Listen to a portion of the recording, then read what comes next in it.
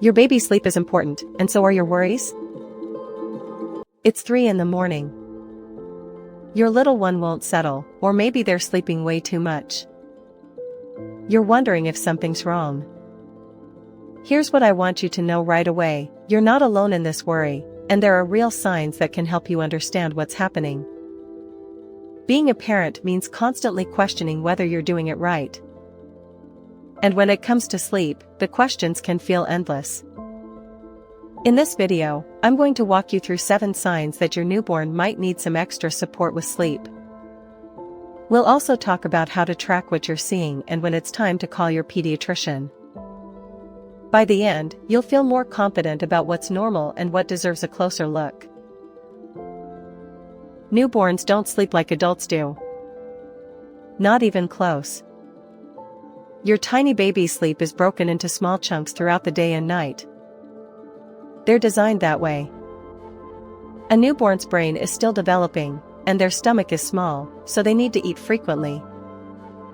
This means sleep looks very different from what you might expect.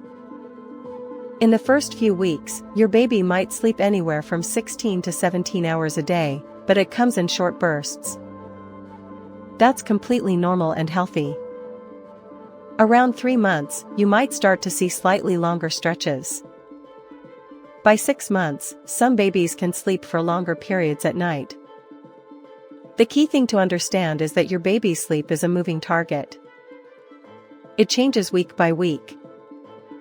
What's normal at 4 weeks is not normal at 4 months. This is why comparing your baby to someone else's baby doesn't help. Your baby has their own rhythm, and that's okay. Keep this in mind as we look at the signs that something might need attention. Most newborns need between 16 and 17 hours of sleep in a 24-hour period. If your baby is consistently getting significantly less than that, it's worth paying attention. Now, I'm not talking about a random day when your baby slept a little less because you were out and about. I mean a pattern over several days. Sometimes a growth spurt, a developmental leap, or even teething can temporarily disrupt sleep. But if your baby consistently seems to need far less sleep than is typical for their age, that can be a sign that something needs looking at. What should you do? First, keep a simple sleep log for a few days. Write down roughly when your baby sleeps and for how long. You don't need to be perfect about it. Just a general sense. Then share that information with your pediatrician. They can tell you if your baby's sleep is truly on the low side or if you're in the normal range. Sometimes parents underestimate how much their baby actually sleeps because the naps are broken up throughout the day. Your baby has been sleeping pretty well. Then suddenly, everything changes. They're waking up more frequently. They won't stay asleep. Their nap schedule is completely different. A sudden change in sleep habits can definitely warrant attention. First, ask yourself, what else is different? Is your baby teething? Are they going through a developmental leap? Did you recently travel or change something in the routine? Many changes in sleep are explained by what's happening in your baby's world. Sometimes a change in sleep is just your baby's way of telling you they're growing and changing. But if the change is dramatic and you can't identify a reason, it's worth investigating. Has your baby's mood changed too? Are they more irritable or fussy than usual? Are they eating normally? These context clues matter. A sudden sleep disruption paired with other symptoms like fever, rash, or unusual crying might signal that your baby is getting sick. Keep notes about when the change started and what else you've noticed. This information is gold when you talk to your pediatrician. It helps them understand the whole picture, not just the sleep piece. A baby who's sleeping comfortably looks peaceful. Their face is relaxed. Their breathing is steady. But what if your baby seems uncomfortable even while sleeping? They might be grimacing, thrashing around, making distressed noises. or waking up crying without any clear reason. Discomfort during sleep can show up in different ways. Sometimes it's reflux. The baby's stomach acid comes back up, and it bothers them, especially when they're lying down.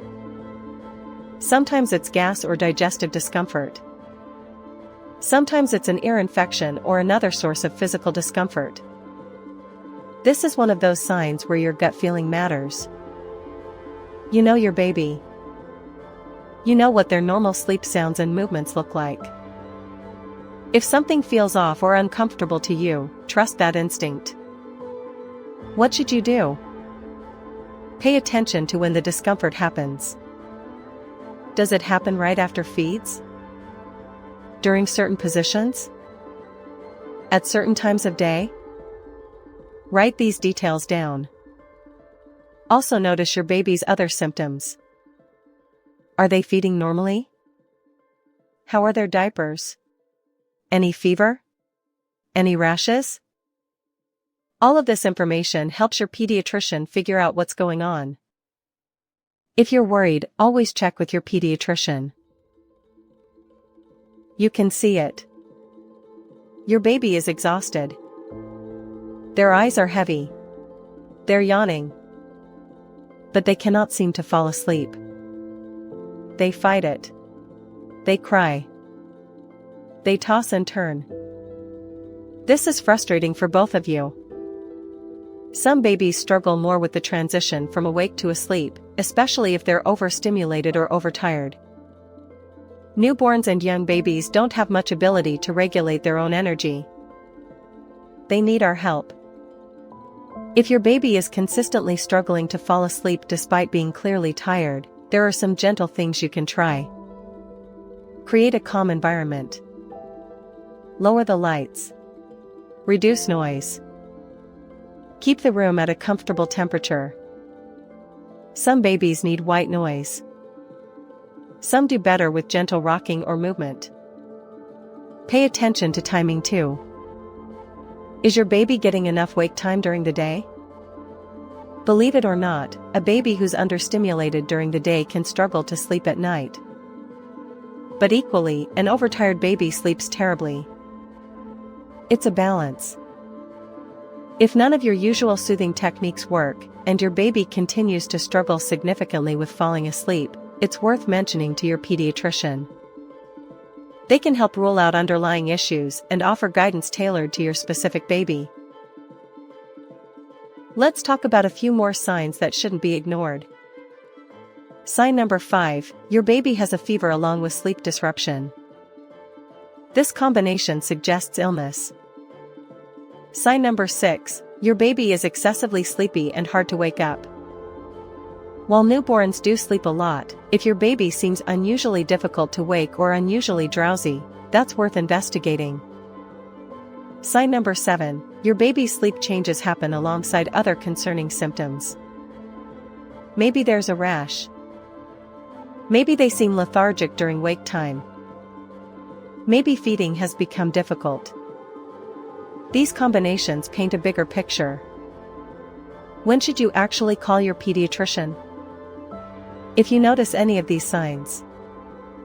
If your instinct tells you something's off. If you've tried your usual soothing strategies and nothing's working. You don't need to wait for multiple signs to pile up. One significant concern is enough. Your pediatrician isn't there to judge whether your worry is big enough. They're there to help. Many sleep issues are completely manageable once identified. The sooner you reach out, the sooner your baby can feel better and you can all sleep better. Don't minimize what you're seeing just because you want to be the parent who handles everything independently. Getting support is part of being a good parent. When you do talk to your pediatrician, having information makes the conversation so much easier. You don't need a fancy app or detailed minute-by-minute tracking. Simple notes work perfectly. For a few days before your appointment, jot down roughly when your baby sleeps and for how long. Note any patterns you've noticed. Note what you've tried and whether it helped. Take a photo of your notes if that helps you remember. When you talk to your pediatrician, start with what you've observed. Say something like, "I've noticed my baby seems to sleep much less than usual," and share your simple tracking notes. Describe what concerns you most. Be specific about what you're seeing. Avoid saying things like, "My baby doesn't sleep." Instead, say, "My baby is only sleeping about 12 hours a day when they usually sleep 16, and they seem very fussy during wake time." The more specific you are, the better your pediatrician can help. Remember, you're the expert on your baby. You see them every single day. Your observations are valuable medical information. Bring them to the appointment with confidence. Your pediatrician wants to know what you're seeing.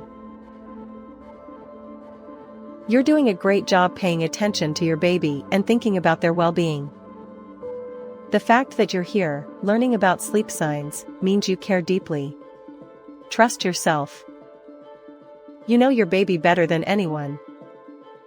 If something feels off, that feeling is worth exploring. And remember, seeking help isn't a failure. It's exactly what your baby needs from you. You've got this, and you're not alone. If you want more videos like this, subscribe and follow World of Baby. See you in the next one.